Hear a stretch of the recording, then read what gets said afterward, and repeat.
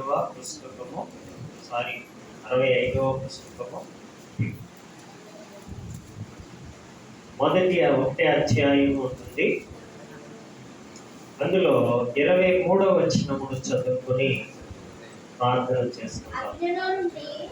అగ్నిలో నుండి లాగినట్టు కొందరిని రక్షించుడి, శరీర సంబంధమైన వారి అపవిత్ర ప్రవర్తనకు ఏ మాత్రమును నొప్పుకొనక దానిని అసహించుకొనుచు భయముతో కొందరిని కరుణించుడి.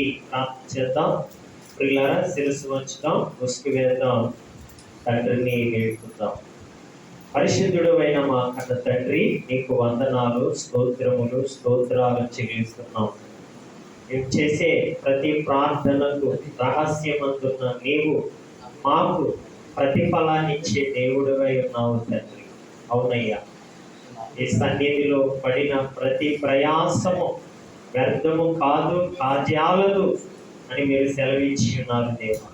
ప్రతి వారికి తగిన సమయములో కార్యములు చేసేవాడివై ఉన్నాము. వాటిని మేము చెవులారా వింటున్నాం, కళ్ళారా చూస్తున్నాము తండ్రి. అందుకు వందనాలు. మరి నీ యొక్క విలువైన పవిత్రమైన మాటలను పరిశుద్ధమైన గ్రంథములో నుండి ధ్యానిస్తుండగా మాకు కావలసిన ఆత్మ సంబంధమైన విషయాలన్నిటినీ మీరే మాకు చక్కగా విశదీకరించండి. నువ్వు మాట్లాడితే అందరికీ భయభక్తులు కలుగుతాయి. నువ్వు మాట్లాడితే అందరము సిద్ధపాటు కలిగి ఉంటాం.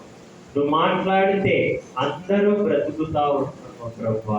ఈ మాట అందరినీ బ్రతికించే మాట కాబట్టి అట్టి సంగతులు మాతో ధారాళముగా మాట్లాడండి. ఎవరిలో ఎలాంటి అనాలోచన అనేది లేకుండా దేవుడు ఏమి చెబుతున్నాడో అనేది పూర్ణంగా వినే భాగ్యము నీ బిడ్డలుగా మా అందరికీ అనుగ్రహించమని ఘనత మహిమ ప్రభావాలు మీరు పొందుకోమని క్రీస్తు పేరిట ప్రార్థించి వేడుకుంటున్నాము తండ్రి. ఆమేన్. మంచిది. దేవుని స్తుతించుట మనందరికీ మంచిది. మరి సమాజములో, లోకములో మంచిది అనేది ఏదైనా ఉంది అని అంటే అది కేవలము దేవుని సన్నిధి మాత్రమే. ఎక్కడ కూడా మంచి అనేది ఎక్కడ లేదు. చివరికి మన ఇంట్లో కూడా లేదు. కేవలము దేవుని సన్నిధిలో మాత్రమే మంచి అనేది వినబడుతుంది. కాబట్టి మరి మంచి సమయాన్న అందరము కూడా మరి పరిశుద్ధ లేఖనాలు జాగ్రత్తగా మరి ధ్యానం చేయవలసిన వారిగా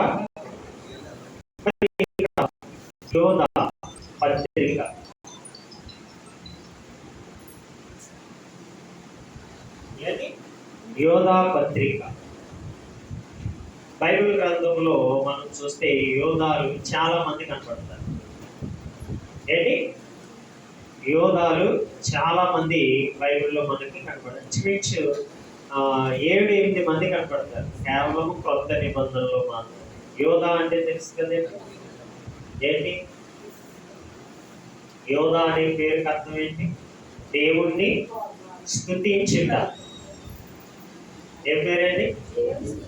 యోధా అనగా దేవుణ్ణి స్తుతించుట అనే పదంతో మనం ఆది కాండములో పిల్లరా యాకోబుకు పుట్టిన కుమారుల్లో ఒకరికి యోధా అనే పేరు పెట్టడం మనం చూస్తాం ఆది కాండంలో. యోధా అనగా దేవుణ్ణి స్తుతించుట. అయితే ఇక్కడ రాయబడి ఉన్న యోధా పత్రిక ఎవరు యోధా అనేది మనం ఆలోచిస్తే యేసుక్రీస్తు వారికి ఈయన తమ్ముడు.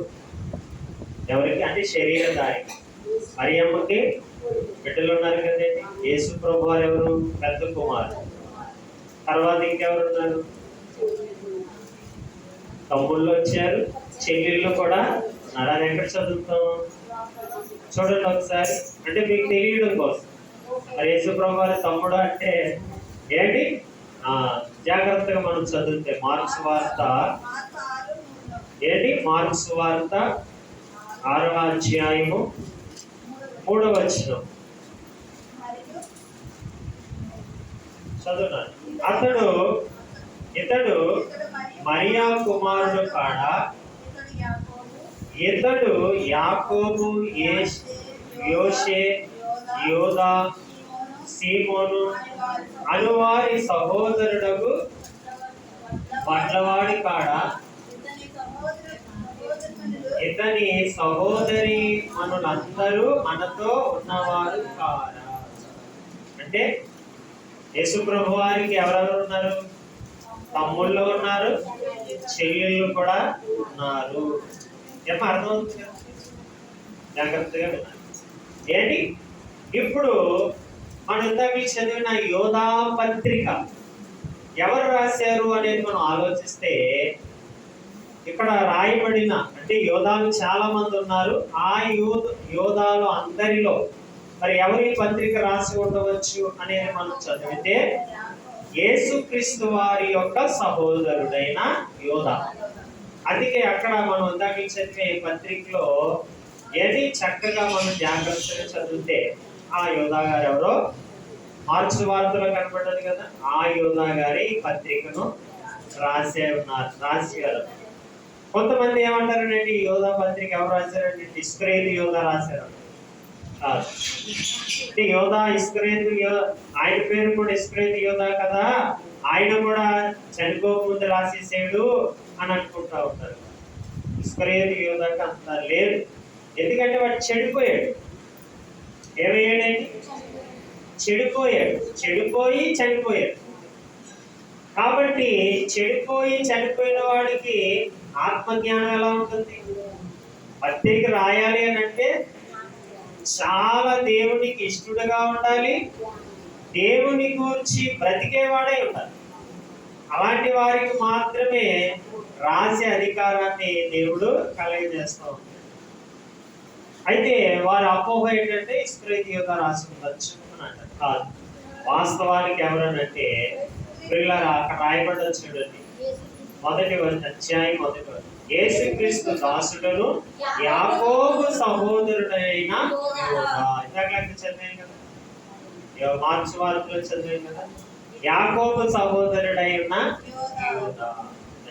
ఓకే, అయితే యోధా గారి పత్రిక రాస్తూ చాలా విషయాలు, చాలా పురాతన కాలం అంటే ఇశ్రాయేలు కాలాలలో జరిగిన కొన్ని సంఘటనలు ఏంటి మరలా వాటిని తెలియపరచడానికి ఆయన ఇష్టపడుతున్నాడు.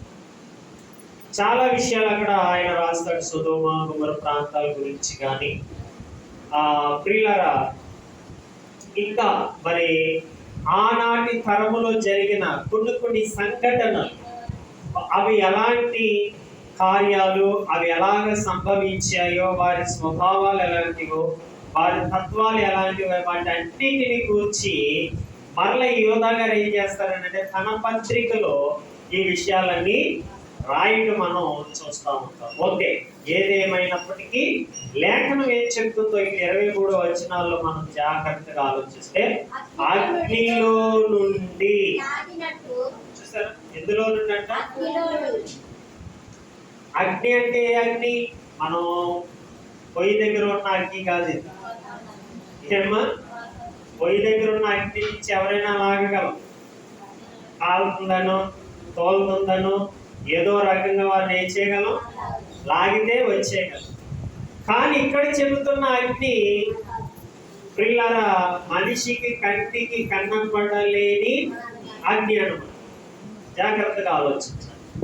కంటికి కనపడే అగ్ని ఉంది, కంటికి కనపడలేని అగ్ని కూడా ఉంది. ఈ రెండింటిని మనం జాగ్రత్తగా ఆలోచిస్తే దేవుడు చెప్పే ప్రతి మాట కూడా కొంచెం సుదీర్ఘంగా ఆలోచన చేయాలి. అప్పుడే ఆ విషయాలు మనకి క్షుణ్ణంగా అర్థమవుతాయి. ఇప్పుడు ఈ చెబుతున్న అగ్ని ఏంటి, ఎలాంటి అగ్ని అనేది మనం ఆలోచిస్తే ప్రియులారా, ప్రతి మనుష్యుడు కూడా అంటే క్రీస్తుని అంగీకరించకుండా క్రీస్తు యొక్క ఉపదేశములలో వారు నిలకడగా ఉండలేని ప్రతి ఒక్కరు కూడా ఎందులోనికి వెళ్ళిపోతారు అని అంటే అగ్ని. ఎందులోకి వెళ్ళిపోతారండి? అగ్నిలోనికి వెళ్ళిపోతారు. అది యేసు ప్రభువు చాలా చక్కగా చెప్పారు. అక్కడ అగ్ని ఆరదు, పురుగు చావదు. అలాంటి అగ్నిలోనికి ఎవరు వెళ్ళిపోతున్నారంట? చాలా మంది. అందులో మన కుటుంబం కూడా ఉందా? ఏమో ఉందా? మన కుటుంబాలు కూడా ఉన్నాయి, మన సహోదరులు ఉన్నారు, మన ఆత్మీయులు ఉన్నారు, ఏంటి మన స్నేహితులు కూడా ఎందులో ఉన్నారు? ఈ అగ్నిలో. ఇప్పుడు ఈ అగ్నిలో నుండి మనం ఏం చేయాలంట? లాగాలి. లాగాలంటే ముందు ఆ అగ్ని యొక్క తత్వం ఏంటో మనకు తెలియాలి. అంతే కదండి. ఇప్పుడు అది ఎలాంటిదో ముందు మనకి తెలిస్తేనే అందులో నుంచి మనం లాగగలం, జాగ్రత్త చెప్పగలం ఎదటి వారు.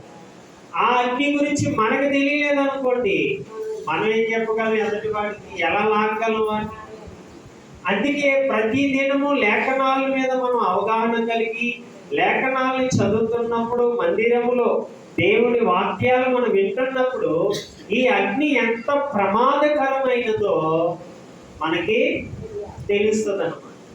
ఉదాహరణకి లోకరీత్యగా చాలా మంది మనం చూస్తూ ఉంటాం, కిరసనాలు వేసుకోవటము, లేకపోతే గ్యాస్లు వెలిగించుకోవటము, లేకపోతే మందుగోడు సామాన్ల ద్వారాగా ఎంతో మంది కరెంటు లేకపోతే ఫైర్ అయిపోవడము, రకరకాలుగా దేహాలు ఏం చేయబడుతున్నాయంటే కాలిపోయి విచిత్రంగా వారి శరీరం అంతా కూడా ఏమైపోద్దంటే ముద్దలాగా ఏంటి దగ్గరగా అయిపోద్ది అనమాట.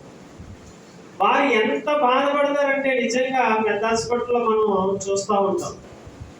ఏంటి నిజంగా ప్రాణము విలువ తెలియాలంటే ఎక్కడికి వెళ్ళక్కర్లేదు, ఒక్కసారి పెద్ద హాస్పిటల్కి వెళ్తే ప్రాణం ఎంత విలువైందో ప్రతి ఒక్కడికి ఏంటి క్లారిటీగా అర్థమైపోతుంది అన్నమాట.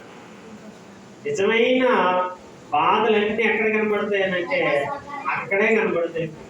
ఒక్కసారైనా వెళ్ళాలి, నిజంగా వెళ్తేనే ప్రాణం విలువ ఏంటో అర్థం అవుతుంది. లేకపోతే ప్రాణం విలువ తెలియక ఈరోజు ప్రతి ఒక్కడు నేను గ్యాస్ వెలిగించుకుంటానని ఒకడు, నేనేమో కిరసనాలు వేసుకుంటానని ఒకడు, పురుగుల మందు తాగేస్తానని ఒకడు, రకరకాల పదజాలాలతో బెదిరింపులు అనేవి చేస్తున్నారు. ఒక్కసారి కానీ అక్కడికి వెళ్ళి చూస్తే పిల్లలు చక్కగా అంత బోధ ఏంటి చెబితే వింటారు కదండి. కొంతమంది అక్కడ కంటికి కనబడతాయి, ఒక్కొక్కరిని ఎలా పొడి చేస్తారో, ఎలాగ పాడేస్తారు. ఏంటి ఒక్కొక్క బెడ్ మీద 2-3 ఆడేస్తారు, ఖాళీలు ఉండలేదు అసలు. చూసారా ఎంత అవగాహన వారికి చెబుతున్నా, సమాజంలో ఎన్ని చూస్తున్నా మారతలేదు వాడు. చాలా మంది తెలియని తక్కువ పనులు చేస్తున్నారు. చూడండి, వెంటనే వాటి విలువ మనకి తెలిసింది కాబట్టి ఒరే చేసుకోకూడదు అలాగా, చాలా పెద్ద కేసు రావి, తర్వాత చుట్టూ తిరగలేం, మనం హాస్పిటల్ చుట్టూ మనం తిరగలేమనేసి పెద్దలుగా పిల్లలకి చాలా జాగ్రత్తలు మనము చెబుతూ ఉంటాం. శారీరకంగా ఈ శరీరాన్ని కాలిపోయే విషయాలు. మరి ఈ శరీరము కొంతకాలంగా ఉంటుంది, మరలా మరి అసలైన అగ్ని ఇంకొకటి ఉంది. ఏమా అసలైన అగ్ని మరొకటి ఉంది. ఆ అగ్నిలో నుండి ఇప్పుడు మనం ఏం చేయాలనంట? లాగినట్టు. ఎందరిని? ఎందరినంట? అందరినీ లాగాల, కొందరిని లాగాల? జాగ్రత్తగా వినండి. అందరూ ఇప్పుడు మన ఇంట్లో ఉన్నారు, 4 ఉన్నారు. 4 అంటే అందరం అంటాం. అందరిలో కొందరిని లాగాల, అందరినీ లాగాల? అర్థమవుతుందా మీకు? వాళ్ళ ఇంట్లో 4 ఉన్నారు అనుకోవాలి, అందరూ అంటాం. కొందరం అంటామా? అందరము అంటాం. మరి ఇంట్లో ఉన్న అందరినీ మనం ఏం చేయాలి? అందరికీ చెబితే ఎందరు వస్తారు? అదను. కొందరికి కూడా చెప్పలేదు అనుకో, ఒక్కడు రాడు. అంటే మన ఇంటిలోనే, లేకపోతే మన సమాజంలోనే, లేకపోతే మన సంఘములోనే చెప్పడం అందరికీ చెప్పగలుగుతాం, కానీ లాగేది మాత్రం కొందరిదే కదా. అదే చెప్తున్నాడు దేవుడు. కొందరిని చెప్పడు, అందరినీ లాగమంటాడు. ఇప్పుడు నోవాహు కాలంలో జలప్రలయం వచ్చింది, అందరినీ బ్రతికించడానికే వాటిని కట్టించాడు. ఏంటి? అందరికీ సువార్త ప్రకటించాడు ఆయన. నోవాహు గారు, తర్వాత యేసుప్రభు వారు కూడా ఆత్మరూపిగా అక్కడికి వెళ్ళి వాక్యంగా ఏది ప్రకటించారని వస్తుందంటే రాజ్య సువార్తను ప్రకటించారు. అందరూ రక్షింపబడాలి. కానీ అందరూ రక్షించబడ్డారు? కేవలము కొందరే. చూసారా? అంటే ఇక్కడ అర్థం ఏంటంటే వాడు వింటలేదు కదా అని వదిలేవద్దు. 10 మంది నలుగురిలో ఒక్కడైనా వింటాడు. మేము ఎప్పుడు కూడా వర్కులు మేము చేస్తూ ఉంటాం. ఏంటి? వర్కులు చేస్తాం. మీరు చేసే వర్కుల దగ్గర తాపి పనులు ఉంటారు, పెయింటర్లు ఉంటారు, ఎలక్ట్రీషియన్లు ఉంటారు, ఇంకా ఏంటి ప్లంబర్లు ఉంటారు, అందరూ ఉంటారు. ఏంటి? అందరూ ఉంటారు. అయితే నేనేం చేస్తాం? వాక్యాన్ని పెట్టుకుంటాం, మాటలు పెట్టుకుంటాం, చక్కగా వాటిని వింటూ పని చేసుకుంటాం. ఏంటి? మన అందరూ వింటారా? కొందరే వింటారా? అమ్మా ఏం చేస్తారా? అందరూ వింటారు, కొందరే అంటారు. కానీ మన ఉద్దేశం ఏంటి? అందరూ వినాలని, అందరూ దాన్ని ఆలోచించాలని మనం ఏం చేస్తామంటే ఆ పాటలు పెట్టుకోవడం, ఆ వాక్యాన్ని పెట్టుకోవడం మనం చేస్తూ ఉంటాం. కానీ కొందరికే నచ్చుతుంది. కొందరికే నచ్చి వారేమంటారంటే చాలా మంది నా దగ్గరికి వచ్చి, ఆ బ్రదర్ మీరు చాలా చక్కగా ఏంటి అందరికి వాక్యాన్ని వినిపిస్తున్నారు, అందరికి పాటల్ని వినిపిస్తున్నారని చాలా మంది నాతో ఆ విషయాన్ని చెప్తూ ఉంటారు. అంటే చూడండి, మన ఆశ ఏంటంటే అందరూ వినాలి, కానీ అందరూ వినరు, కొందరే వింటారు. అలాగే చెప్తున్నాడు అన్నమాట. ఇక్కడ కూడా జాగ్రత్తగా ఆలోచిస్తే అగ్నిలో నుండి లాగినట్లు కొందరిని రక్షించుటి. అందరికీ చెప్పండి, కానీ అందరిలో కొందరైనా. అదే కదండి, అదే కదా. యేసు ప్రభు వారు అందరికీ సువార్త ప్రకటించాడు. ఏంటి? ఒక్కనైనాను వదలలేదు ఆయన. అయితే ఎంతమంది రక్షించబడ్డారు? కొంతమంది మాత్రమే రక్షించబడతారు. కానీ చెప్పే విషయంలో అందరికీ చెప్పాలి, అందరికీ చెప్పాలి. వాడు విన్నా వినకపోయినా మనం ఏం చేయాలి? చెబుతానే ఉండాలి. కానీ ఒక గడియలో ఆ కొందరైన మాట వారిలో ఫలించి వారు ఏం చేయబడతారనంటే రక్షింపబడతారు. అంటే ఇక్కడ అర్థమైంది ఏంటంటే నువ్వు పడిన ప్రయాసమునకు ప్రతిఫలం దేవుడు ఏం చేస్తాడంట? కొందరినైనా అవి ఎవరి? నువ్వే. అవి నీ ఖాతాలోకి వెళ్ళిపోతాయి. ఎవరి ఖాతాలోకి వెళ్ళిపోతాయి? మన ఖాతాలోకి వెళ్ళిపోతాయి. అందుకే మనం అనుకుంటాం, ఏంటాడు వెంటలేదేంటి, వాడు వెన్నేంటి, నువ్వు చెప్పద్దు. తగిన సమయంలో ఆయనే వాడికి ఏం చేస్తాడు?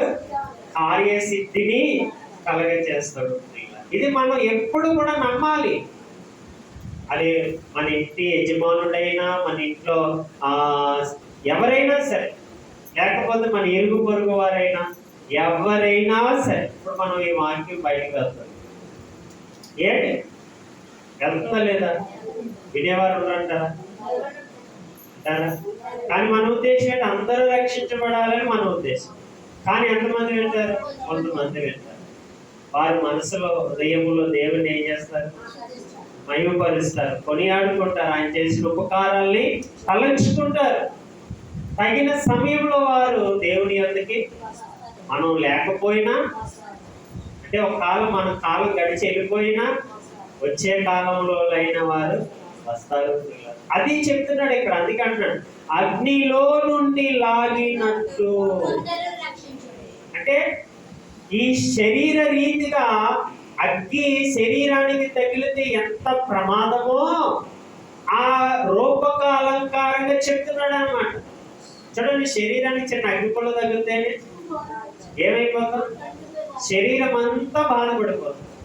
అంటే ఒక అగ్నికి శరీరము తాకితే ఎంత బాధ వస్తుందో అది నీకు తెలుసు కాబట్టి, అదే రీతిగా నరకాగ్ని గుండములో ఆ ప్రజలు ఎవరు కూడా పడిపోకుండా ఉండడానికి మనం ఏం చేయాలంట? వారిని లాగాలని. లాగాలంటే ఎక్కడో ఉంటే లాగలమా, దగ్గర ఉంటే లాగలమా? ఏమ్మా చెప్పండి. దగ్గరగా ఉంటేనే. దగ్గరగా ఇప్పుడు మనం చాలా మంది మన చుట్టాలు ఉండొచ్చు, మన స్నేహితులు ఉంటారు. మరి వారు మనకి దగ్గరగా ఉంటారా లాగేయడానికి? ఏమో ఉంటారా? మనకి చేతికి అందుతారు అనుకుని మన పిల్లలే మన చేతికి అందుతలేదు ఈరోజు. మరి ఎక్కడో ఉన్నవారు ఎలా అందుతారు? ఏమో అందుతారా? అందరు. మరి అందాలి అని అంటే మనం ఏం చేయాలి?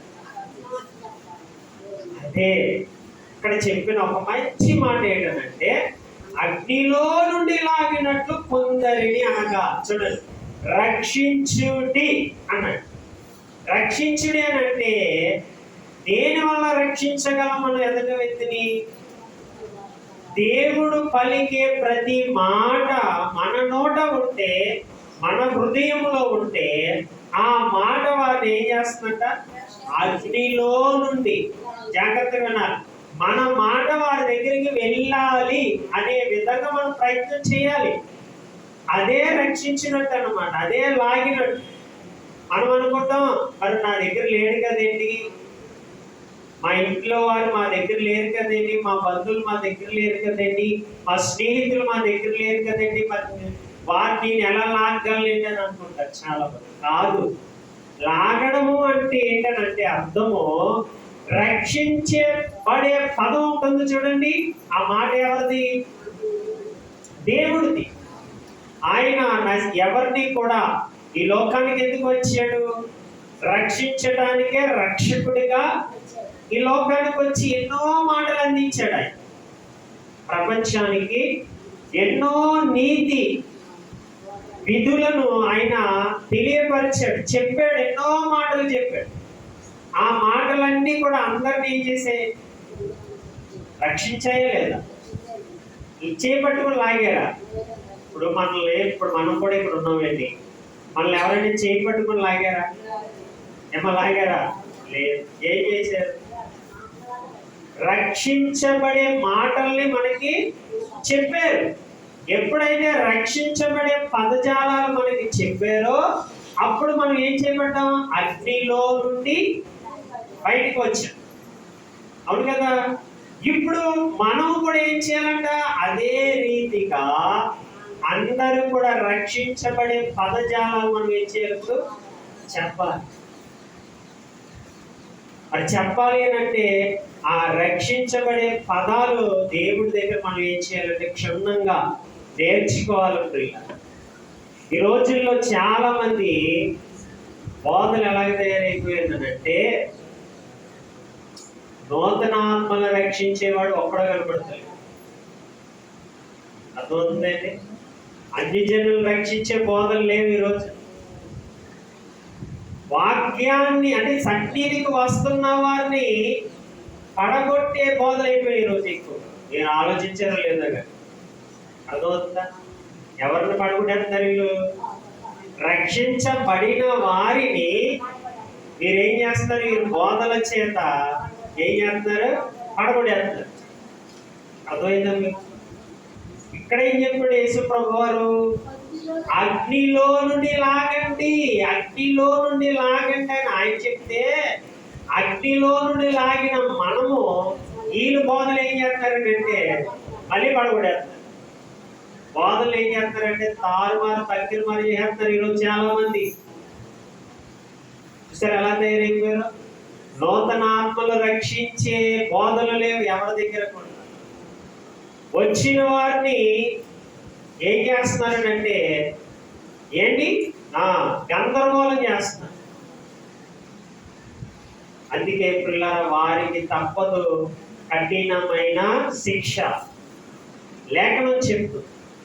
అందుకే మనం చాలా జాగ్రత్తగా ఈ వాక్యం వినే విషయాల్లో, వాక్యం చదివే విషయాల్లో, ఆ వాక్యాన్ని తీసుకునే విషయాల్లో జాగ్రత్త అనేది లేకపోతే మనము కూడా ఎందులోకి వెళ్ళిపోతాం అంటే అగ్నిలోనికే వెళ్ళిపోతాం. అందులో ఎలాంటి డౌట్ లేదు.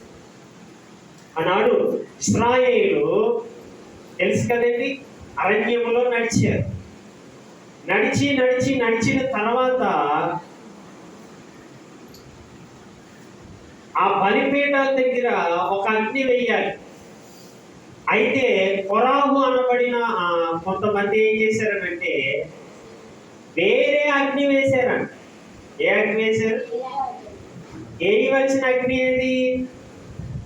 దేవుడికి నచ్చేది, దేవుడికి నచ్చే అగ్ని ఏం చేయాలి? వారు ఎవరి ద్వారా వేయాలి? ప్రధాన యాజకుడైన అహరోను ద్వారాగాను మోషే ద్వారాగాను మీరేం చేయాలి? వేయాలి. కానీ వాళ్ళు ఏం చేశారనంటే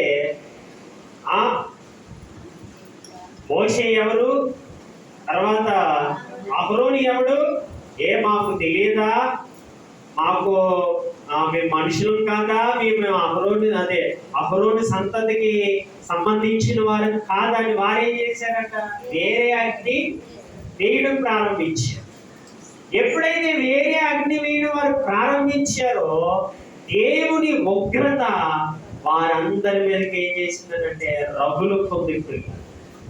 అప్పుడు నెరలు విడిచి భూమి ఏం చేసిందంటే నెరలు విడిచి ప్రాణములతోనే వారిని ఏం చేసిందంటే మృంగి వేసింది. చూసారా? కేవలం వారు చేసింది ఏంటి? వేరే అగ్ని వేశారు. వేయవలసిన అగ్ని వేయకుండా వేరే అగ్ని వేయటం వలన వారే ఇశ్రాయేలు అన్ని జనులు కాదు, రక్షింపబడిన వారే. చూసారా? రక్షింపబడిన వారే వేరే అగ్ని వేయటం వల్ల ఏమైపోయారంటే భూకంపం వచ్చి వారిని ఏం చేసిందంటే ప్రాణాలతో. అంటే ఇక్కడ ఏం అర్థం అవుతుందనంటే దేవుడి సన్నిధిలో దేవుళ్ళో ఉన్న మనం చదివే వాక్యము, మనం వింటున్న వాక్యము ఎలాగ వింటున్నాం, ఎలాంటి బోధలో మనం ఉంటున్నాం అనే విషయం మనకి జాగ్రత్తగా తెలియకపోతే మనము కూడా ప్రాణాలు ఉన్నప్పటికీ ఎందులో ఉన్నట్టు తెలిసినట్టే, నిత్య నరకాగ్నిలో ఉన్నట్టే, అంటే పాపంలో ఉన్నట్టే. అందుకే దుర్బోధ చాలా ప్రమాదకరమైనది. అంత ప్రమాదం కాదు, అది చాలా ప్రమాదం అన్నమాట. అందుకే యోహాను పత్రికలో చాలా విషయాలు చెప్తాడు. ఏంటి? ఈ కడవరి గడియల్లో అనేకులు ఏం చేస్తారంట?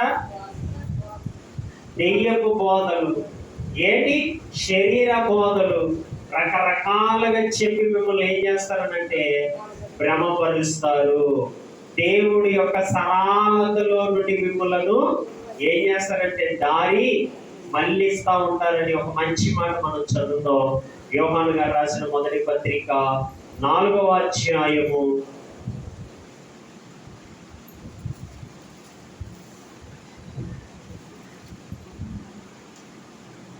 6వ వచనం చదువుతాం. చూడండి, అంటున్నాడు మనము దేవుని సంబంధులము. జాగ్రత్తగా చాలు. మనం ఎవరి సంబంధులం? మనము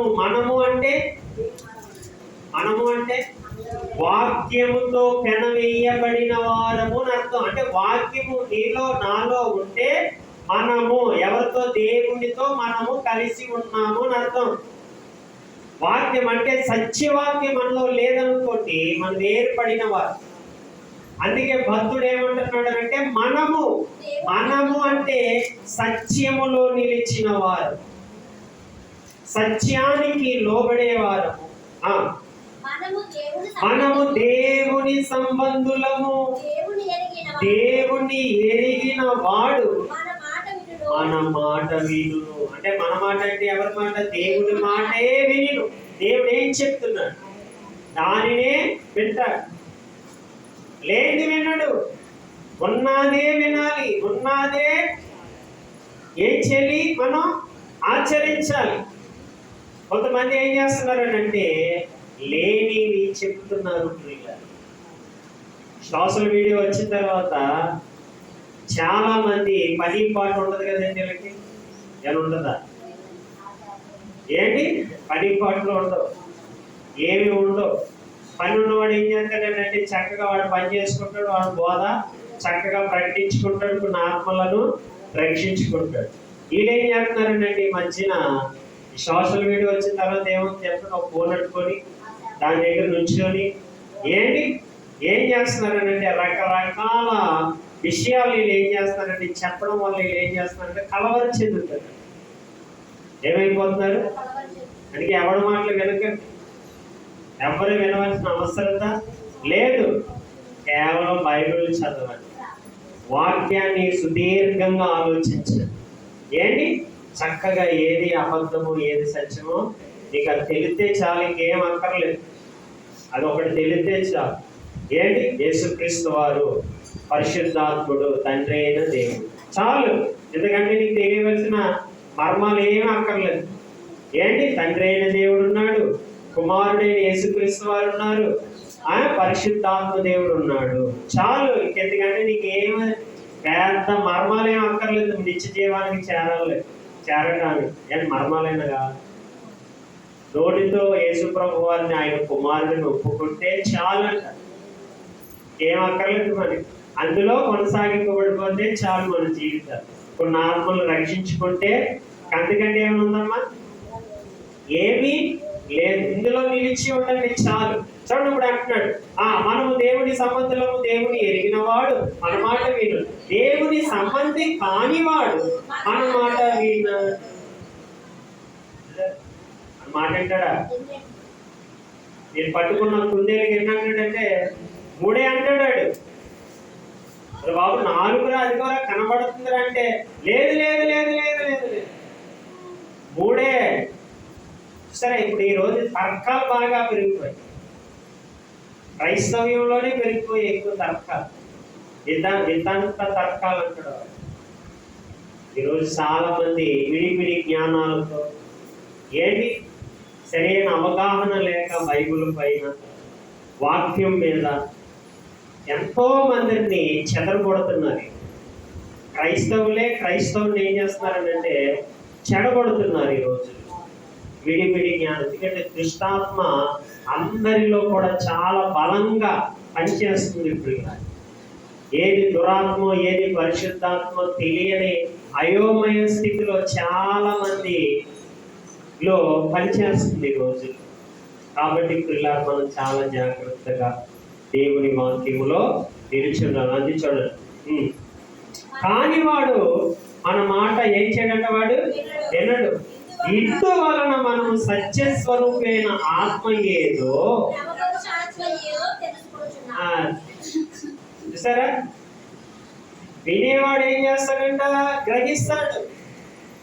అక్కడ ఏం చేస్తాడంట? వాడు వినడు. వాడు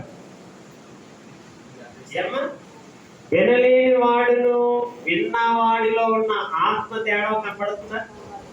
విన్నవాళ్ళు ఏమన్నాడంట? ఎవరున్నారంట? సత్యస్వరూపం అంటే సత్యమైన ఆత్మ ఉంది వాళ్ళు. వినిన వాళ్ళు ఏ ఆత్మ ఉందంటే బ్రహ్మ. నువ్వెంత చెప్పు నమ్మడు, ఇంక వాడు నమ్మడు. వాడిని ఏమంటున్నాడు? భ్రమపరుస్తుంది వారిని, భ్రమపరుస్తుంది, అజ్ఞానంలో నడిపిస్తుంది వారిని. అజ్ఞానులుగా బ్రతికేస్తున్నారు చాలా మంది. కాబట్టి పిల్లరా, మరి మనం చాలా జాగ్రత్తగా దేవుని వాక్యాన్ని పిల్లరా మనం పరిశీలన చేయవలసిన వారిగా ఉంది. లేదనుకోండి మరి మనల్ని కూడా మీరు ఏం చేస్తారనంటే పిల్లరా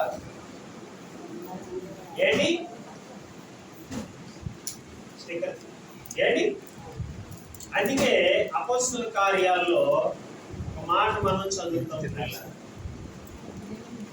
చూడండి, అగ్నిలో నుంచి మరి మనం అందరినీ కూడా లాగాలి అంటే చాలా మనం దైవత్వంలో చాలా స్టాండర్డ్ కలిగి ఉండాలి. అపోస్తలుల కార్యములలో పౌలు గారు కొన్ని విషయాల్ని చాలా చక్కగా ఆయన తెలియపరుస్తూ ఉంటారు.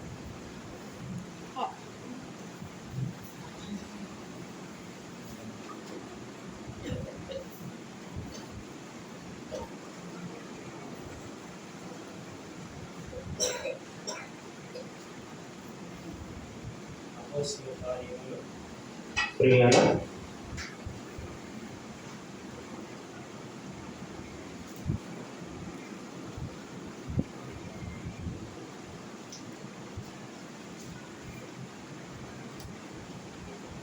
ఇరవై అధ్యాయము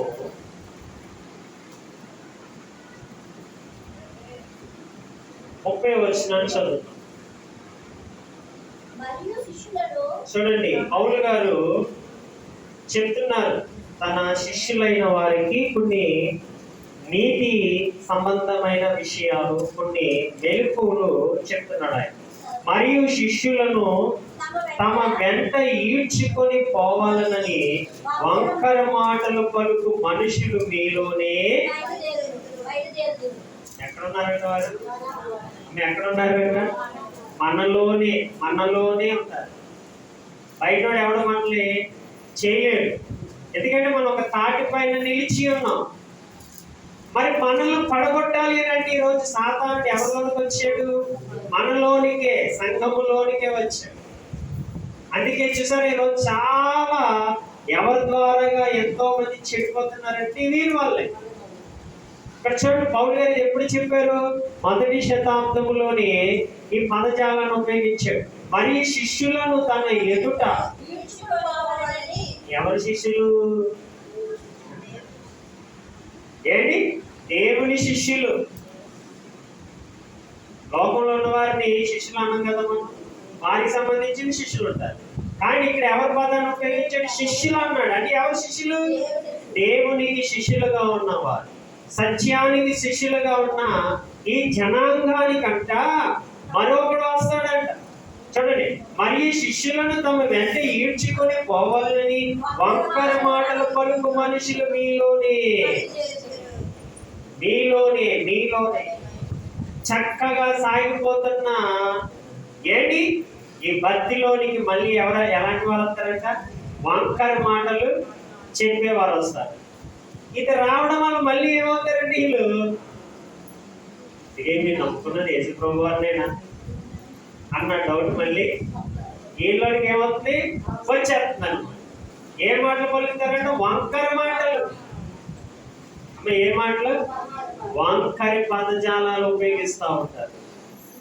మళ్ళీ వీరు ఎందులోనే చూపిస్తూ ఉంటారు? బైబిల్లోయే. విచిత్రం ఏంటంటే వీళ్ళు కూడా ఎందులో చూపిస్తారు? బైబిల్లో ఉన్న మాటల్ని చూపించి వక్రీకరణ చేస్తారన్నమాట. తెలుసు కదా వక్రీకరణ అంటే ఏంటి? ఆనాడు యేసు ప్రభు వారు ఒక వ్యభిచార స్త్రీ పట్టబడుతుంది కదా. ఆ వ్యభిచారమందు పట్టబడిన స్త్రీ పట్టబడినప్పుడు మీలో పాపము లేని ప్రతివాడు ఆమె మీద ఏమయ్యాలన్నాడు? రాయలు వేయండి, కొట్టండి, మోసే ధర్మశాస్త్ర ప్రకారంగా కొట్టేయండి, చంపేయండి అని ఎవరు చెప్పారు? వారే చెప్పారు కదా. అప్పుడు ఆయన ఏం చేస్తాడంటే నేల మీద ఏంటి ఏం రాస్తాడు చెప్పాలి. ఆయన అక్కడ ఏం చేస్తాడని ఉంటుంది? నేల మీద రాస్తా ఉంటాడు. ఏం రాస్తున్నాడు? అక్కడ నేను ఒకటి రాశానండి. ఒకటి రాశాను. అది మీకు తెలిస్తే చెప్పాలి, తెలియకపోతే అంతే కదా. ఇప్పుడు మనం దానియేలు గ్రంథంలో కూడా చదువుతాం కదా, గోడ మీద ఒక రాత వస్తుంది. మెనీ టైటిల్ ఓ పార్షన్ అని రాత. చాలా మంది నీకు చూపిస్తూ ఉంటారు. ఏంటి ఆ కల్లీలు అక్కడ ఉన్న ప్రజలందరినీ తీసుకొచ్చారు. ఇదిగో గోడ మీద రాయబడ్డది దేవుని వినయలక్ష్యాన్ని దేవుని చదవటని ఆ దేశంలో ఉన్న ప్రధానులు అందరూ, జ్ఞానులు అందరినీ తీసుకున్నది ఎవరికది అర్థం కాదు. ఏంటి ఎవరికి తెలుస్తుందంటే దానియేలు అనే వ్యక్తికి. మరి వారు చదివారు కానీ వారికి అర్థం కాలేదు. ఏం రాశారో ఏం పొరకెక్కలేదు. అంటే తెలిస్తే దాన్ని ఏం చేయాలి? మనం చెప్పాలి. తెలియకపోతే అంతే కదా. మరి మనం ఏం చెప్తున్నాం? అక్కడ చదువుతాం కూడా. ఎక్కడ ఉంటుంది అన్నమాట? యోహాను సువార్త 8వ అధ్యాయము. దాందరం లేదు ఏంటి?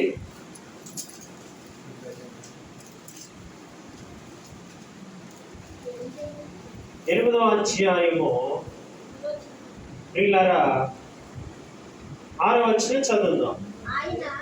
ఆయన మీద నేరము మోపవలెనని ఆయనను ఎవరు శోధించారు? అక్కడ వచ్చిన ప్రజలు శోధించి ఇలాగని అడిగి, అయితే యేసు వంగి నేల మీద వేలుతో ఏమో రాయించుంటేను. ఏం రాశాడు? ఏం రాశాడు? దాన్ని మనం చెప్పేద్దాం ఏదో ఒకటి. బాగా బాగా చదవాలి అక్కడ మనం. ఏం రాశాడు? ఏం రాశాడు? మనకేమో తెలుసా? ఏంటి? మనకి తెలియనప్పుడు మనం అక్కడ ఏది కూడా మాట్లాడకూడదు, అంతే కదా, అది రూల్. అది ఎంతనే కదా, నీకు తెలిస్తే మాట్లాడండి, తెలియకపోతే అంతే కదా. ఇప్పుడు గొడవ అవుతుంది, మధ్యలోకి వస్తారు ఎవరు, అదంటారు ఇది అంటారు ఇది అంటారు అంటే వాడికి తెలియదు ఏమి, కానీ ఏమేమి చెప్పేస్తా ఉంటారు. అప్పుడు మనం ఏమంటాం? నీకు తెలిస్తే మాట్లాడు, తెలియకపోతే నోరు మూసుకో, నీకేం తెలిసి ఇక్కడ మధ్యలో వచ్చిన వాడివి అని అంటాం కదా. సర్వసాధారణంగా అంటాం ఆ పదాన్ని. మరి ఇక్కడ కూడా దేవుడు అంటే యేసుక్రీస్తు వారు ఏం చేస్తున్నాడు? నేల మీద ఏం రాస్తున్నాడు? ఏమో రాస్తున్నాడు. ఏదో రాసుకుంటున్నాడు ఆయన, అంతే కదా. కానీ ఇదే రాశాడని ఏమైనా రాయబడ్డదా లేఖనాలు అంటే? ఎక్కడేమీ రాయబడలేదు, ఏదో రాసుకుంటున్నాడు ఆయన.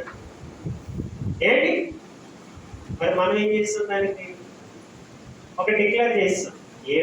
ఏంటో కాదు ఆయన రాసింది, మన పాపాలే రాసేసాడని మనం అనేసాం. మరి అక్కడ ఏముంది అలాగే? మరి అక్కడ మన వాక్యాన్ని ఏం చేసినట్టు చూసారా? అంటే ఎందులో నుంచి మనం మోసగిస్తారని అంటే ఇందులో నుంచే మోసగిస్తూ ఉంటారు. ఆడంటాడు నాకు దేవుడు రాత్రి బయలుపరిచాడు, అదేంటో కాదు పాపాలు రాసేసాడు. పాపాలు రాత్రి మనం నిలబడగలము? అసలు ఇక్కడికి రాగలమా? అసలు ఆ దేవుడి మాట వినగలమా అని చెప్పండి. పాపాలు కానీ రాస్తే ఎవడు బ్రతకగలడు అసలు? అందుకే ఆయన మన పాపాలని తుడిచి వేసేసాడు. ఆయన అందరికీ చెప్పడు, బహిర్గతం చేయడు. ఆయన ఎవరికి చెప్తాడు? చెప్తే నీకే చెప్పుకోడు, రేపు ఫలానా తప్పు చేస్తాను అంతే తప్ప మనుషులాగా అందరూ పబ్లిక్ చేసే మనం ఏం చేస్తాం? ఎవడైనా ఒక తప్పు చేసేదనుకో మనం ఏం చేస్తాం? ఊరంతా చేడేస్తాం. ఆయన అలాగా చెప్పడు. కన్న తండ్రి కదండి, తల్లి ఎప్పుడు కూడా బిడ్డని ఎక్కడ పెట్టుకుంటారు? కడుపులోనే పెట్టుకుంటారు, అంతేనా? అందరికీ చెప్పుకుంటుందా? చెప్పదు. ఒక తల్లే నువ్వు చేసింది ఏదైనా ఉంటే కడుపులో పెట్టుకుంటే మరి లోకాలు కలిగజేసిన కన్న తండ్రి నీ పాపాల కోసం చెప్పుకుంటాడా? కానీ అక్కడ ఏం రాశాడంట? ఏమో రాయిచుండేను, అంతే. దానికి నువ్వు ఏది చెప్పకూడదు, ఆగిపో అన్నాడు అంతే. అక్కడ నువ్వు నోరు ఎత్తకూడదు ఇంకా అక్కడ అన్నాడు. మనం ఏం చేస్తాం? అక్కడ నోరు ఎత్తేస్తున్నాం. అందుకే చూసారా మనం ఏమైపోతున్నాం? భ్రష్టాత్మలోనికి వెళ్ళిపోతున్నాం. అందుకే అధికారం ఎక్కడితే అక్కడ దాకా ఉండాలి, అంతే కదండి. హద్దు దాటేమనుకోండి చర్యలు వస్తాయి, మన మీద సెక్షన్లు వచ్చేస్తాయి, శిక్షలు అమలైపోతాయి. అంత జాగ్రత్తగా ఉండాలి ఎప్పుడు కూడా. ఎక్కడ? బైబుల్ దగ్గర, వాక్యం దగ్గర, చెప్పే దగ్గర, వినే దగ్గర, ఆలోచించే దగ్గర, నడిచే దగ్గర. ఇంత జాగ్రత్తగా ఉన్నవారు మాత్రమే ఎందులో నుంచి లాగలరు? ఎటు పడదాన్ని తిరిగేసేవాడు లాగలేడు, ఎందుకంటే దాని విలువ వాడికి తెలియదు కదా. వాడే సరిగా లేనప్పుడు ఎదటి వాడిని ఏం లాగలరు చెప్పండి? లాగలేడు. అందుకే దేవుడు మనకన్నీ కూడా చక్కగా ఏం చేస్తున్నాడు? వివరిస్తున్నాడు. అందుకే అక్కడ ఏమన్నాడు ఇంతలో అపోస్తుల కార్యములలో శిష్యులను ఏం చేస్తున్నారంటే తమ వెంట వక్ర మాటలు పలుకుచు త్వరగా 20వ అధ్యాయం 30వ వచనం. అపోస్తుల కార్యములు 20వ అధ్యాయం 30వ వచనము. మరియు శిష్యులను తమ వెంట ఈడ్చుకొని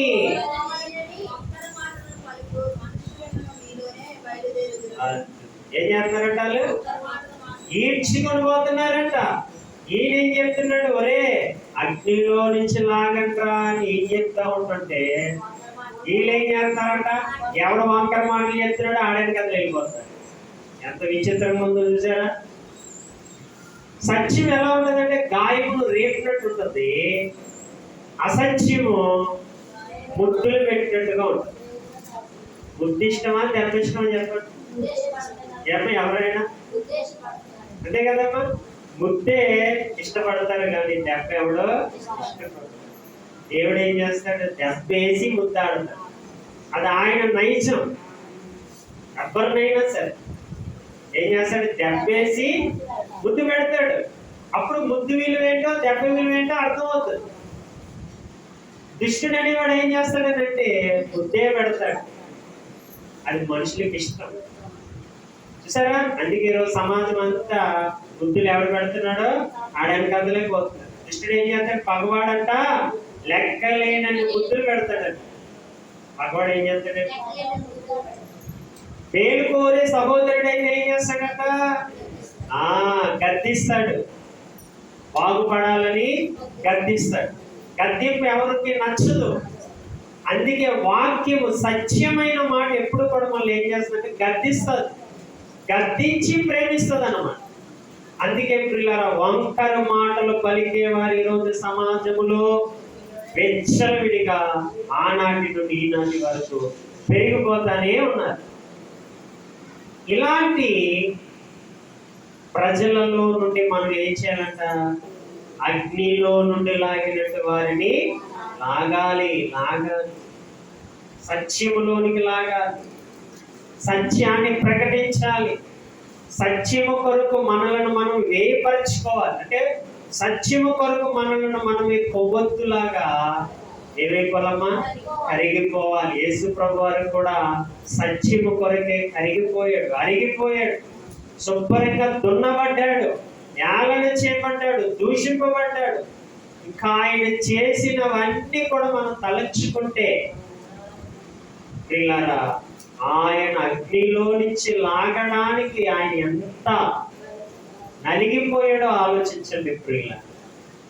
మరి మనం కూడా ఏం చేయాలి ఈ రోజుల్లో అంటే అందరినీ సత్యము వైపు నడిపించి, సత్యములోనికి నడిపిస్తే వాడికి నిత్య జీవము దొరుకుతుంది.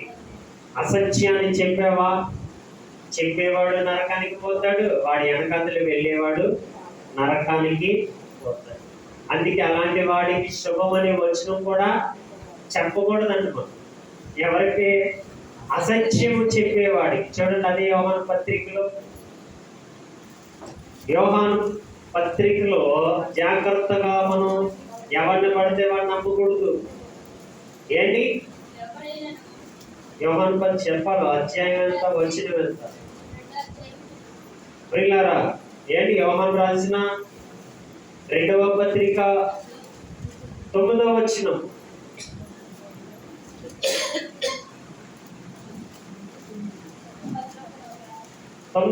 చదువుతాం. చూడండి, క్రీస్తు బోధ యందు నిలిచి ఉండక దానిని విడిచి ముందుకు సాగు ప్రతివాడును దేవుణ్ణి అంగీకరింపనివాడు ఆ బోధ యందు నిలిచి ఉండేవాడు తండ్రిని కుమారుని ఏం చేస్తాడంట, అంగీకరించువాడు. ఎవడైనను ఏ బోధన తేక మీ యొద్దకు వచ్చిన ఎడల వానిని మీ ఇంట చేర్చుకునవద్దు. శుభమని వానితో చెప్పేవాడు వాడిని దుష్ట క్రియలలో పాలివాడగును. చూసారండి ఎంత కఠినంగా చెప్తుందో వాక్యం.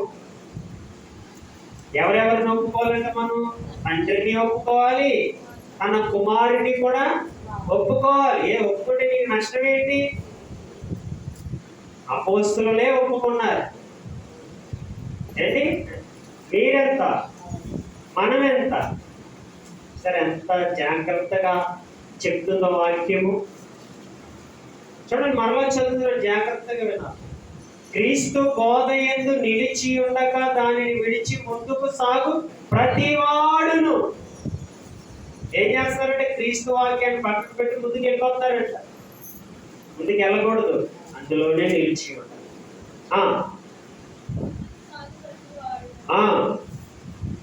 ప్రతి వాడు దేవుణ్ణి ముందుకు సాగిపోయిన వాడు, చెప్పండి చదవండి, ముందుకు సాగు ప్రతి వాడును దేవుణ్ణి అంగీకరింపని వాడు. అంటే ముందుకు వెళ్ళిపోతున్నాడు అనుకోండి, వాడు అంగీకరించిన వాడు కాడంట. చూడండి, ఆ బోధయందు నిలిచి ఉన్నవాడు తండ్రిని కుమారుని అంగీకరించిన వాడు. ఇది సత్యం, వాస్తవం. ఇందులో నిలిచి ఉండాలి. క్రీస్తులో నిలిచి ఉండని వాడు ఏం చేస్తాడంటే ఆయన అంగీకరింపడు, తండ్రిని అంగీకరింపడు, కుమారుని అంగీకరింపడు. సరే, ఎంత చక్కగా ఇన్ని మాటలు బైబిల్లో రాయబడి ఉన్నా కొంతమంది ఏం చేస్తున్నారంటే పిల్లల మనుషుల్ని గందరగోళము చేసి వారి వెనకాతలు ఏం చేస్తారంటే ఈడ్చుకొని పోతున్నారు. అలాంటి వారిని మనం ఏం చేయాలంట? అగ్నిలో నుండి లాగినట్లు కొందరినైనా లాగండి, కొందరినైనా అగ్నిలో నుండి లాగండి. అంటే సత్యం చెప్పి, రక్షించే మాట చెప్పి లాగండి. ఇంకెందుకు చూడండి, ఏమన్నాడు? ఏమచ్చారు దొరికిందా? పత్రిక, యోహాను పత్రిక, యోహాన్ 2వ పత్రిక 9వ వచనం. 10వ వచనం. ఎవడైనా నీ బోధన తేక మీ వద్దకు వచ్చి వాణిని మీ ఇంట చేర్చుకునవద్దు. అది చూసారు ఏమంటున్నాడు? ఎవరు ఒప్పుకోకపోతే, తండ్రిని కుమారుణ్ణి ఒప్పుకోకపోతేనంట శుభమని కూడా ఎలా ఉన్నావమ్మా అన్నది కూడా చెప్పకూడదంట వాడు. ఎందుకంటే వారు ఎవరిని అంగీకరించలేదు. ఎందుకంటే ఎవరు అన్ని జనులా క్రైస్తవులే. అన్ని జనులు అయితే ఒప్పుకుంటారు, యేసుబాబు అంటే ఒప్పుకుంటారు, ఒప్పుకుంటారు చెప్పండి. కానీ ఇప్పుడు కష్టం, ఇప్పుడు చిత్రం ఏంటంటే దేవుళ్ళలోకి వచ్చిన వాడు ఎలా తయారవుతుంది? ఎవరిని ఒప్పుకుంటలేదంట? కుమారుని ఒప్పుకుంటలేదు, తండ్రిని ఒప్పుకుంటారు. ఇలాంటి వాడికి ఏం చెప్పకూడదంట మనం? శుభము. బాబు అన్నం తిన్నావా, బాగున్నావా అన్నది కూడా వాడకూడదంట వాడి దగ్గర. ఎందుకంటే వాడు ఎవరి సంబంధం అయిపోయాడు? దుష్టుడి సంబంధిగా మారి. ఏంటి దుష్టుడితో చెప్తావు? ఏ రోజున చెప్పవా? బాబు దుష్టుడు గారంటే భోజనం చేశారేంటి, మంచి లాగారేంటి, ఎలా ఉన్నారని అడుగుతారు ఎవరైనా? ఎందుకు అడగరు? వాడెవడు? దుష్టుడు. వాడితో మాట కలిపే వాళ్ళకి ఏం చేస్తాడు? నిన్ను కూడా లాక్కుపోతాడు. అందుకని అట్టి వాడికి మనం ఏం చేస్తాం? దూరంగా ఉంటాం. అవునా కదా? తాగుబోతుడి దగ్గరికి వెళ్ళి బాబు ఎలా తాగేవారు అని అడుగుతాం. అడిగే మనకి ఏం చేస్తాడు? ఆడేదో వాగుతా ఉంటాం. సరే ఎలా చేయాలి? అందుకే ఆడికి మనం ఏం చెప్పకూడదంట? శుభము అనేది కూడా చెప్పకండి. చెప్పితే ఒక కాల నా మాటని మీరు వ్యతిరేకించి చెప్తారు కదండి. అలాంటి వారికి కూడా ఏముందో చెప్తారు. శుభమని వాడితో చెప్పేవాడు వాడి దుష్ట క్రియలలో, అంతే కదా ఏంటి? ఒకసారి జాగ్రత్తగా విన్నాను. అంటే దేవుళ్ళలో నేను లేనప్పుడు మాది సూర్యనారాయణ, అక్కడ ప్యాకెట్ ఆడుతున్నాను. అక్కడ రోడ్డు మీద ప్యాకెట్ ఆడుతున్నారు. ప్యాకెట్ ఆడుతూ ఉంటుంటే నేనేం చేశానంటే, ప్యాకెట్ ఆడుతున్నారని నేను వాళ్ళ పక్కకెళ్ళి నిల్చున్నాను. ఎక్కడ? వాళ్ళ పక్కకెళ్ళి నిల్చున్నాను. ఈలోగా పోలీస్ వ్యాన్ వచ్చింది. ఏమొచ్చింది? పోలీస్ వ్యాన్ వచ్చింది. పోలీస్ వ్యాన్ వచ్చి ఏం చేసిందంటే అందరినీ లాక్కుంటారు. నేను అంటున్నాను, నేను ఆడలేదని. నమ్ముతారేంటి? ఏమో నమ్ముతారా? నమ్మలేదు, తీసుకుని వెళ్ళిపోయారు. చూసారా? నువ్వు ఆడలేదు, నీకు చూడలేదంటే ఒప్పుకోరు. మరి నీకు అక్కడ ఎందుకురా నువ్వు అక్కడ ఉన్నావు అంటారా? లేదు, తీసుకుని వెళ్ళిపోయాడు. నెమ్మదిగా తీసుకుని వెళ్ళిపోయారు.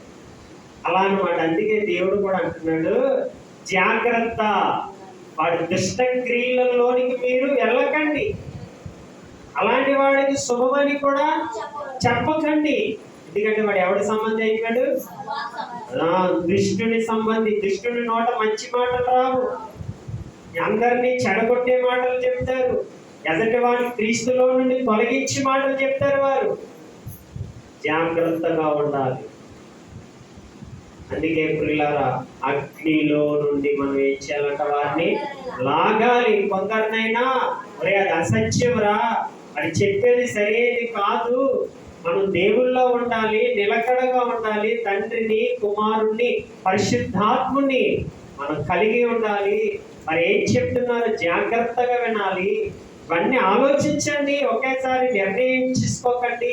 బైబిల్ నీ చేతుల్లోనే కదా ఉంది. ఏమో మన చేతుల్లోనే కదా, ఎవరి చేతుల్లోనే ఉందా?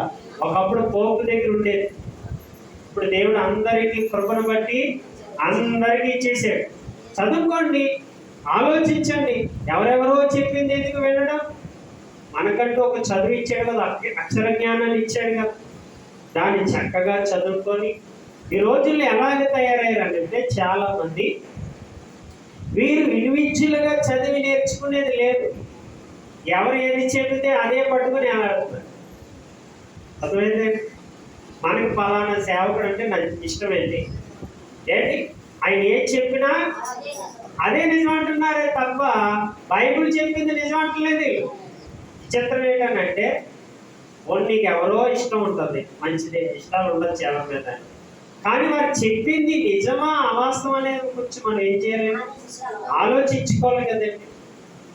అవి పెద్దవాళ్ళైతే తప్పులు చేయరా, అబద్ధాలు పలకరా? ఎక్కడుంది బైబిల్లో? ఎప్పుడైనా అబద్ధం చెప్పచ్చు, మోసగించచ్చు.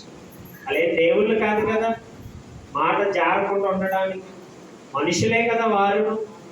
అందుకని మనం ఎవరి మీద ఏంటి అభిమానం ఉండొచ్చు, కానీ వాక్యం దగ్గర ఉండకూడదు. నేనైనా సరే, ఎవరిమైనా సరే. ఇప్పుడు నేను ఏదో చెప్తున్నాను కదండి, గుడ్డిగా మనం వినేక్కర్లేదు. ప్రతిదీ ఏం చేయాలి? లేఖనం ఏం చెబుతుందో దాన్ని మనం జాగ్రత్తగా ఆలోచించుకుంటే అగ్నిలో నుండి ఏం చేసినట్టు మనం లాగినట్టు. ఎవడో గుడ్డించి శీల పడిపోయినట్టుగా ఏంటి ఎవరు చెప్తే వాడు నమ్మవలసిన అవసరం మనకి లేదు. లేఖనం ఏం చెప్తుంది? అందుకే యేసుప్రభువు ఏమంటారు? నీ లేఖనాల ప్రకారముగా పోవు చున్నాను అని అంటుంది కదా. ప్రతి చోట ఏమంటాడు? లేఖనముల ప్రకారముగా నేను పోవచ్చు. కాబట్టి పిల్లల అగ్నిలో నుండి ఒక్కటి మనం లాగాలి అని అంటే ముందు మనం ఏం చేయబడాలి? అగ్ని కణముగా మార్చబడాలి. అంటే సర్వసత్యములో మనం ఉండాలి, వాక్యములో మనం ఉండాలి, వాక్యపు నీతుల్లో మనం ఉంటేనే ఏం చేయగలం? అగ్నిలో నుండి మన వారిని, బయటి వారిని, అందరినీ కూడా ఏం చేయగలం? లాగేటప్పుడు కొందరైనా మనమే అజ్ఞానంగా ఉంటే ఎవరిని లాగలం చెప్పండి. అందుకే ఆ మాట చెప్పాడు. ఆ మరల యోధ పత్రిక చివరికి వెళ్ళిపోతాం. 23వ వచనం, అగ్నిలో నుండి లాగినట్లు కొందరిని రక్షించుడి. చూడండి, వారందరూ ఎవరంటే శరీర సంబంధమైన వారు, అపవిత్ర ప్రవర్తనకు ఏమాత్రము ఒప్పుకొనక అసహించుకొనుచు. సరే, వారి బోధలన్నీ ఎలా తయారయ్యేటప్పుడు శరీర సంబంధమైన అపవిత్ర ప్రవర్తనకు ఏమాత్రము ఒప్పుకొనక, ఒప్పుకోవడానికి వీల్లేదు. సరే అండి, ఏం చెప్తా ఉంటాడు ఇక్కడ దుష్టుడు, ఎన్నో చెప్తా ఉంటాడు. అవన్నీ ఒప్పుకో, తప్పుకోవడానికి మళ్ళీ కవరింగ్ మాట్లాడుతూ ఉంటారు. ఇలాగేంటి అలాగేంటి, నువ్వు మాత్రం దానికి ఏం చేయకూడదు, ఒప్పుకోకూడదంట. సరే, ఎంత మంచి మాట రాశాడు. చూడండి, శరీర సంబంధమైన వారి అపవిత్ర ప్రవర్తనకు ఏమాత్రము ఒప్పుకొనక దాన్ని మీరు ఏం చేయాలి?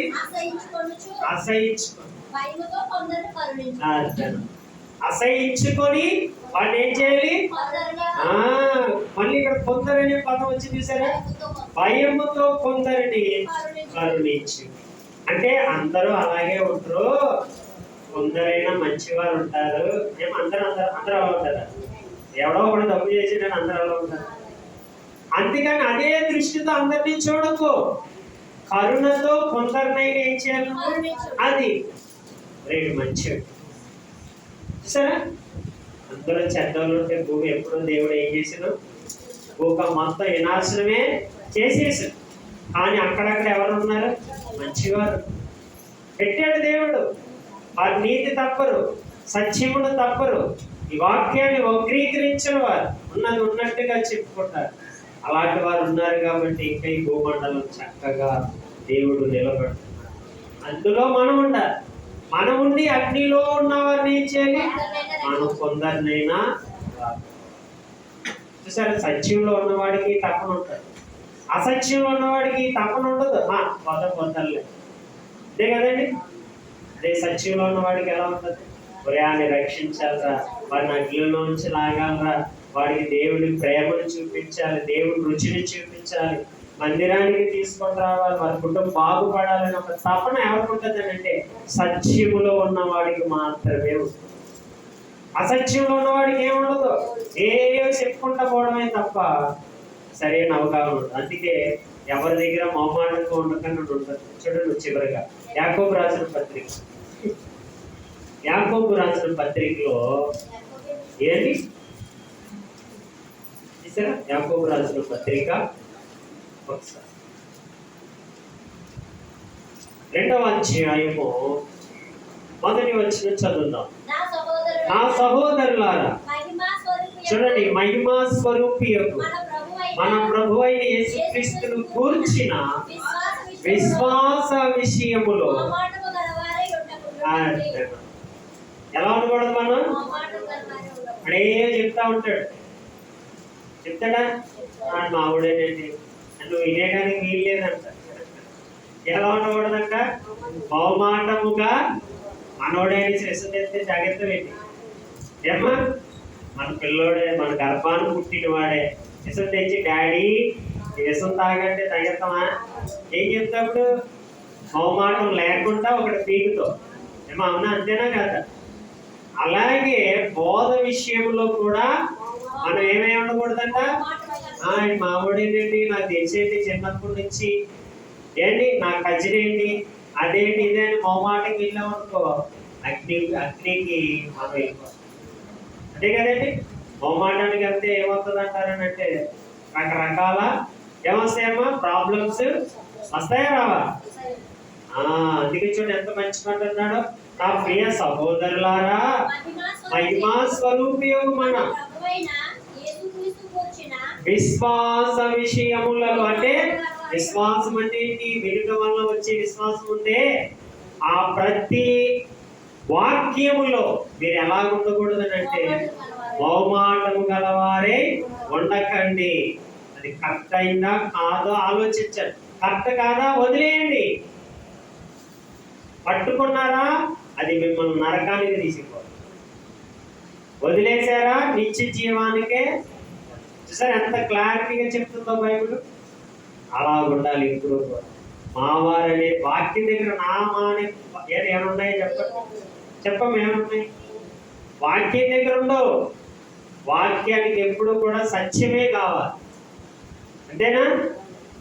అందుకే చూడండి, చాలా మంది ఆ చట్టం దగ్గర అందరూ సమానమే అంటారు, అవునా కాదు. ఏ చట్టం, లోకరీతిగా ఉన్న చట్టానికి అందరూ సమానమే. ముఖ్యమంత్రి అయినా ఒకటే, కార్యకర్త అయినా అంతే కదా, పేదవాడైనా ఒకటే, ధనవంతుడైనా ఎక్కడ చట్టం దగ్గర, చట్టం దగ్గరే ఒకటైనప్పుడు మరి వాక్యం దగ్గర ఒకటే కదా, ఎవరైనా ఒకటే. అందుకే ఏముండకూడదంట, బహుమాటము ఉండకూడదు. చక్కగా ప్రార్థన చేస్తున్నాడా, ఏనా ప్రార్థన చేసేటప్పుడు ఏమైనా అపవిత్రమైన పలుకుతున్నాడంటే ఏం చేయాలి, బహుమాటంగా వెళ్ళిపోకూడదు. చెప్పాలని, రేపు ఏం ప్రార్థన చేస్తున్నావురా, అలా చేయకూడదు అని ఏం చేయాలి, మనం బహుమాటం లేకుండా చెప్పాలి. చెప్పలేదనుకోండి అదే ప్రార్థన వాడికి అలవాటు అయిపోతుంది. దాన్ని బట్టి ఇంకొకటి నేర్చుకుంటాడు, దాన్ని బట్టి ఇప్పుడు మనం పాట పాడుతుందా ఏంటి, పాట సరిగా రాలేదనుకో, ఆట నేర్చుకునే వ్యక్తి ఏం చేస్తాడు, చెప్తాడు కదా, అమ్మా శృతి తప్పుతుంది, అమ్మా లయ తప్పుతుంది. ఎవరు చెప్తారు, బాగా ఏమా చెప్తారా లేదా, చెప్తారు, అప్పుడు మనం ఏం చేయాలి? నేర్చుకోవాలి. మొహమాటం అదే కానీ ఎలా పడితే అలా పాడుచుకుంటే వెళ్ళిపోతున్నాం అనుకోండి, రేపు పొద్దున్న బయట పాడు ఏం చేస్తారు? ఒరే ఇదేం పాడరా ఇలా పాడుతున్నాం అని అందరి ముందు ఏమవుతాం? షేమ్ అవుతామా? అందుకే మనకి ఏముండకూడదంట? నేర్చుకునే విషయాలు. ఇప్పుడు 3 7 చెప్తున్నాడు అనుకో పిల్లడు, నా కొడుకే కదా చెప్తున్నట్టు వదిలేస్తావా? ఏం చెప్పాలి అక్కడ? మొహమాటం. ఒరే 3 6 మొహమాటం లేకుండా చెప్పాలి. మొహమాటానికి అస్సలు వాక్యం దగ్గర వెళ్ళకూడదు, ఉండకూడదు. అందుకే పిల్లరా, ఇలా ఉంటేనే మనం ఎందులో నుంచి లాగాలో? అగ్నిలో నుండి కొందరినైనా లాగాలి. కాబట్టి పిల్లరా, ఈ విషయాల్లో మనం చాలా కేర్ఫుల్ గా ఉండాలి. అందుకే యోధా రాసిన పత్రికలో మంచి మాట చెప్పాడు. మీరు కొందరినైనా అగ్నిలో నుండి ఏం చేయాలంటే లాగాలి. ఏ మాటతో? క్రీస్తు అనే మాటతో. అర్థమైందండి? మన మాటతో ఎవడు రక్షించబడ్డాడు? ఇంకా నరకానికి పోతాడు. ఎవరి మాటతో రక్షించాలి? క్రీస్తు అనే శబ్దాన్ని పలికి వారిని అగ్నిలో నుండి రక్షించవలసిన బాధ్యత మనందరిపైన మోపబడింది. దేవుడి మాటలు మన వీరిలో పూర్ణంగా దీవించగా